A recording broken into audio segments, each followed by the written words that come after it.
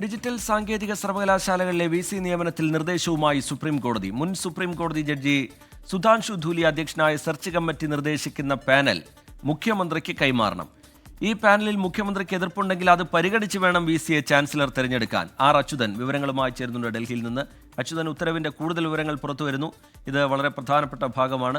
എങ്ങനെയാണ് അതിനെ കോടതി വിവരിക്കുന്നത് അച്യുതൻ?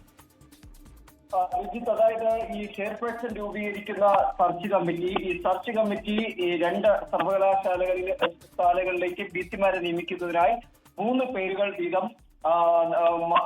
പേരുകൾ വീതമായിരിക്കണം മുഖ്യമന്ത്രിക്ക്. അത് മുഖ്യമന്ത്രിക്കാണ് ആ പേരുകൾ നൽകേണ്ടത്.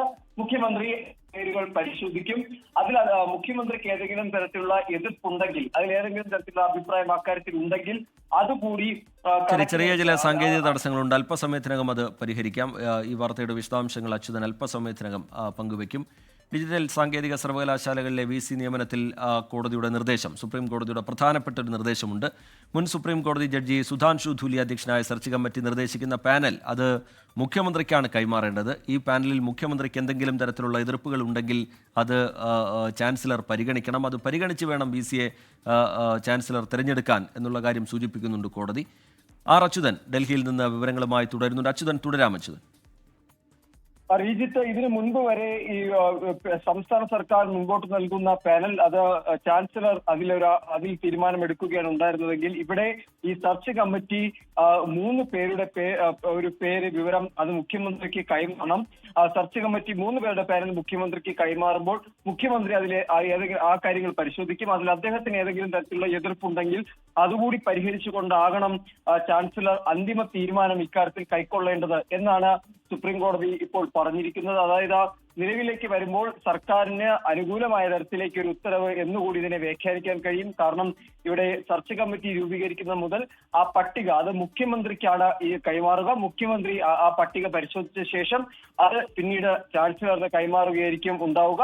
അവിടെ ചാൻസലർ ഇക്കാര്യത്തിൽ അന്തിമ തീരുമാനം സ്വീകരിക്കുകയായിരിക്കും ഈ വിഷയത്തിൽ സ്വീകരിക്കുക. എന്തായാലും നിലവിൽ ചെയർപേഴ്സണായി ഈ സെർച്ച് കമ്മിറ്റിയുടെ രൂപീകരണത്തിന്റെ ചെയർപേഴ്സണായി റിട്ടയർഡ് ജസ്റ്റിസ് സുധാൻഷു ധൂലിയെ ഇപ്പോൾ നിയമിച്ചിട്ടുണ്ട്. അദ്ദേഹമായിരിക്കും സെർച്ച് കമ്മിറ്റി രൂപീകരിക്കുക. അത് രണ്ട് സർവകലാശാലകളിലേക്കുമായി ഒരു സെർച്ച് കമ്മിറ്റിയോ അല്ലെങ്കിൽ പ്രത്യേകം കമ്മിറ്റികളോ രൂപീകരിക്കാം. സർക്കാർ നൽകിയ പാനലിൽ നിന്ന് രണ്ടുപേരെയും ചാൻസലർ നൽകിയ പേരുകളിൽ നിന്ന് രണ്ടുപേരെയും തെരഞ്ഞെടുത്തുകൊണ്ടായിരിക്കണം ഈ കമ്മിറ്റി രൂപീകരിക്കേണ്ടതെന്നും കോടതി അറിയിച്ചിട്ടുണ്ട്. 2 ആഴ്ചയ്ക്കുള്ളിൽ തന്നെ ഈ സെർച്ച് കമ്മിറ്റി രൂപീകരിക്കണം. 2 മാസത്തിനുള്ളിൽ VC നിയമനം പൂർത്തിയാക്കണം. 1 മാസത്തിനുള്ളിൽ തന്നെ ഈ നടപടികളുടെ VC നിയമനവുമായി ബന്ധപ്പെട്ട നടപടികളുടെ എന്താണ് അതിന്റെ നിലവിലെ സാഹചര്യം എന്നത് കോടതിയെ അറിയിക്കണം എന്നാണ് ഈ ഉത്തരവിലൂടെ പറഞ്ഞിരിക്കുന്നത്. എന്തായാലും ഒരു നിർണായകമായിട്ടുള്ള ഇടപെടൽ ഇതിൽ ഈ സർക്കാരിന്റെ അധികാരങ്ങൾക്ക് പ്രാധാന്യം നൽകുന്നു. സർക്കാർ മുന്നോട്ട് വെച്ചിരിക്കുന്ന നിർദ്ദേശത്തിന് സുപ്രീം കോടതി പ്രാധാന്യം നൽകുന്നുണ്ട്. നേരത്തെ ഈ വിരമിച്ച റിട്ടയർഡ് ജഡ്ജി വേണം എന്നുള്ള കാര്യം കേരളം മുന്നോട്ട് വെച്ച ആവശ്യമാണ്. അത് കോടതി അംഗീകരിക്കുന്നുണ്ട്.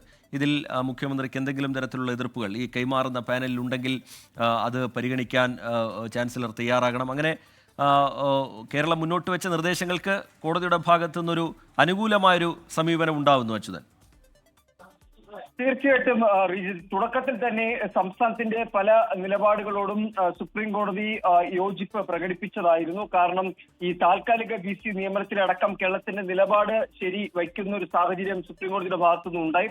എന്നിരുന്നാലും എന്തുകൊണ്ടാണ് സ്ഥിരം VC നിയമിക്കാത്തത് എന്നതായിരുന്നു ചോദ്യം. അവിടേക്കാണ് ഈ സെർച്ച് കമ്മിറ്റിയുടെ സുപ്രീം കോടതി ഏറ്റെടുത്തത്.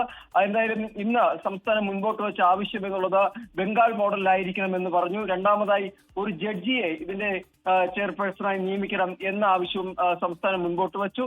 ആ 2 ആവശ്യങ്ങളും അംഗീകരിച്ചുകൊണ്ട്, അതായത് ഈ സെർച്ച് കമ്മിറ്റികളുടെ ചെയർപേഴ്സണായി റിട്ടയർഡ് ജസ്റ്റിസ് സുധാൻഷു ധൂലിയാണ് സുപ്രീം കോടതി നിയമിച്ചത്. മറ്റൊന്ന്, ഈ സെർച്ച് കമ്മിറ്റി നൽകുന്ന 3 അംഗ പാനൽ അത് മുഖ്യമന്ത്രിക്കായിരിക്കും കൈമാറുക. മുഖ്യമന്ത്രി ആ പാനൽ പരിശോധിക്കും. അതിനുശേഷം അത് ചാൻസലർക്കായിരിക്കും നൽകുക. എന്തായാലും ഇക്കാര്യത്തിൽ സംസ്ഥാനം മുൻപോട്ട് വെച്ച ആവശ്യങ്ങൾ അത് പരിഗണിച്ചു എന്ന് തന്നെ ഈ ഉത്തരവിലൂടെ നമുക്ക് വായിച്ചെടുക്കാൻ കഴിയും. അങ്ങനെ സംസ്ഥാനത്തെ ആവശ്യങ്ങൾ കൂടി അംഗീകരിച്ചുകൊണ്ടുള്ള ഒരു ഉത്തരവാണ് ഇക്കാര്യത്തിൽ ഈ VC നിയമനവുമായി ബന്ധപ്പെട്ട് ഇപ്പോൾ ജസ്റ്റിസ് പർദിവാലയുടെ ബെഞ്ച് പുറപ്പെടുവിച്ചിരിക്കുന്നത്. ശരി, സെർച്ച് കമ്മിറ്റി നിർദ്ദേശിക്കുന്ന പാനൽ മുഖ്യമന്ത്രിക്ക് കൈമാറണം. ഈ പാനലിൽ മുഖ്യമന്ത്രിക്ക് എന്തെങ്കിലും എതിർപ്പുണ്ടെങ്കിൽ അത് പരിഗണിച്ച് വേണം VCയെ ചാൻസലർ തെരഞ്ഞെടുക്കാൻ എന്ന് സുപ്രീം കോടതി വ്യക്തമാക്കുന്നുണ്ട്. R. അച്യുതൻ ഡൽഹിയിൽ നിന്ന് വിശദാംശങ്ങൾ പങ്കുവയ്ക്കുകയായിരുന്നു.